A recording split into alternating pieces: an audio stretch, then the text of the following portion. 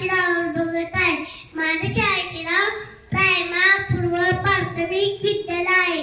आज 12 जानेवारी राजमाता जिजाऊ यांचा जन्मदिवस. हिंदू स्वराज्याचे संस्थापक छत्रपती शिवाजी महाराज यांना घडविणाऱ्या राजमाता म्हणजे जिजामाता.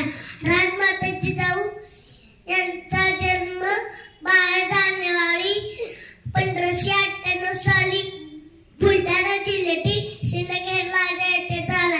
त्यांच्या वडिलांचे नाव अडखळ जाधव व आईचे नाव मनसाबाई होते. 1605 मध्ये त्यांचा विवाह शहाजीराजे भोसले यांच्याशी झाला.